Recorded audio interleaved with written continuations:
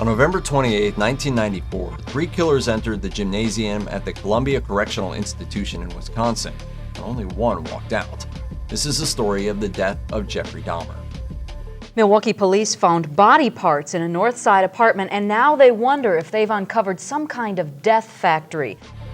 They certainly had. Jeffrey Dahmer was handed 16 consecutive life sentences for his unspeakable crimes. When he was sent to Columbia Correctional Institution, Dahmer himself agreed that, for his own safety, he should be placed in solitary confinement. But solitary is hard on a person, and after a year, he wanted out. After his murder, one of Dahmer's lawyers, Steven Eisenberg, told the Associated Press he wanted to be in with the general population. He didn't want to sit in a hole all day long. During his time in prison, Dahmer was said to have found God. He was baptized in May 1994 by the Reverend Roy Ratcliffe, who later told the AP that Dahmer felt he had a good relationship with other inmates. He said, "There was no sense of dread or fear for his life."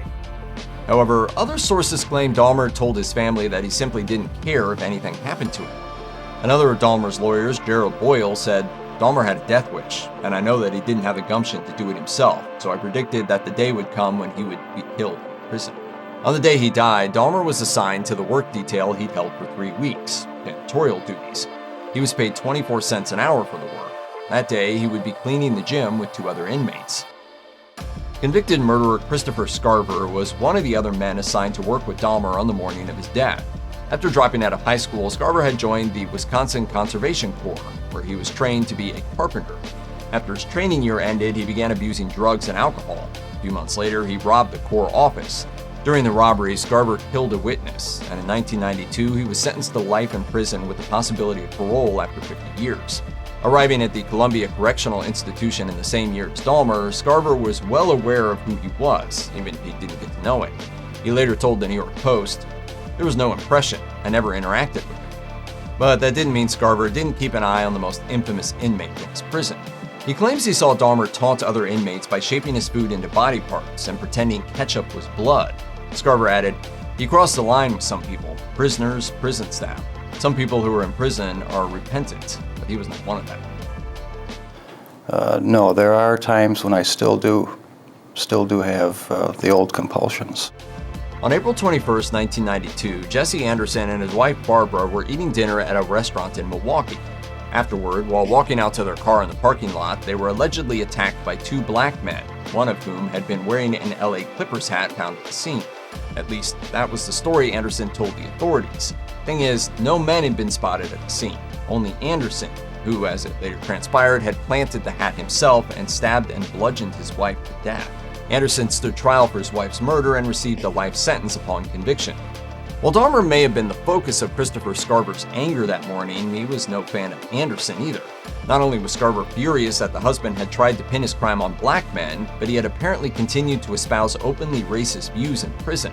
One incident involving a portrait of Martin Luther King Jr. particularly stuck in Scarver's mind. He told the New York Post, "There was a picture in the arts and crafts room that a prisoner had spent a lot of time painting, and he hung it up in that room to dry. Anderson painted a blood dot on King's forehead as if it were a bullet wound." While Scarver would later claim that he had no plans to kill Dahmer that day, he did come prepared. Earlier that morning, Scarver had secreted a 20-inch long metal bar from one of the machines in the gym into the leg of his pants. The guards left the 3 unshackled inmates to their work at 7:50 a.m., and later Scarver felt someone poke him. He later recalled, "I turned around and Dahmer and Jesse were kind of laughing under their breath. I looked right into their eyes and I couldn't tell which had done it." Eventually, the men split up to clean different areas, but while Anderson went off on his own, Scarver followed Dahmer to one of the gym's bathrooms. There, Scarver confronted the serial killer about his crimes. He later said, "I asked him if he did those things because I was fiercely disgusted. He was shocked. He started looking for the door pretty quick. I blocked him." That's when he beat Dahmer almost to death with the metal rod. Scarver then found Anderson and attacked him as well. They knew the potential dangers. It's not the prison's fault. Jeff, for all that he was a killer, could never defend himself. Scarver put the murder weapon back in the gym before returning to his cell. A guard noticed he was back early and asked why. Scarver replied, "God told me to do it. You will hear about it on the 6 o'clock news. Jesse Anderson and Jeffrey Dahmer dead."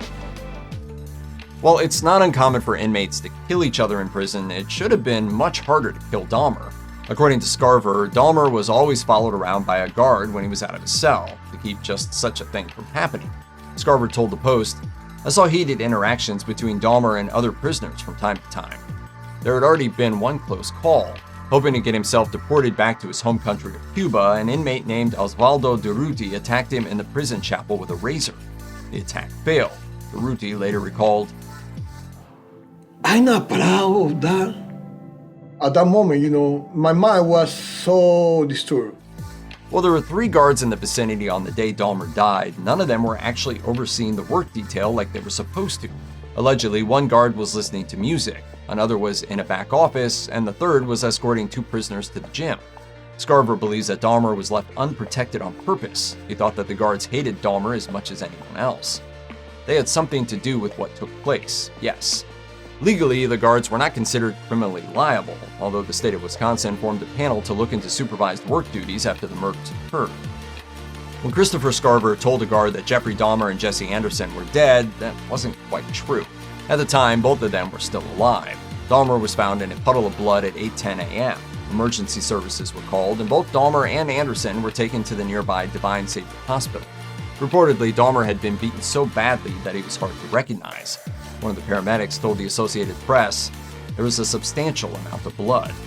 Another man who saw him said he didn't look like his former pictures. Dahmer lived for about an hour after the attack. He was pronounced dead a little after 9 a.m. The following day, the preliminary autopsy results were published, which found he had died of multiple skull fractures and brain trauma brought about by 2 blows to his head.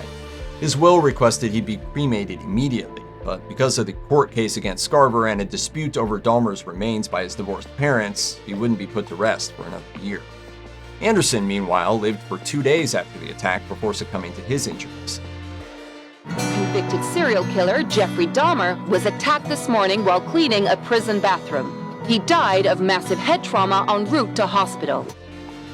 As the news of Dahmer's death spread that afternoon and evening, emotions ran high. A crowd of reporters descended on the home of the serial killer's father, while others camped out at Dahmer's old apartment, where many of the victims had died. The AP reported that a random passerby in Dahmer's old neighborhood in Milwaukee screamed out, "If you kill anybody like that, you deserve to die like you did." That was decidedly not the opinion of E. Michael McCann, the district attorney who had put Dahmer behind bars for the killings. He said, "This was murder. I hope whoever did this doesn't emerge as a folk hero." It was the families of the victims, though, who were most affected by these events. The media began badgering various family members after the attack, asking them what they were feeling now that Dahmer was dead. At least one victim's father told the press he just wanted to be left alone, although some relatives were more forthcoming. The grandmother of victim Curtis Straughter said, "So you do, so you get." But the mother of victim Anthony Hughes told the AP, "It's nothing to rejoice about." And the mother of victim Oliver Lacey said, "The hurt is worse now because he's not suffering like we are."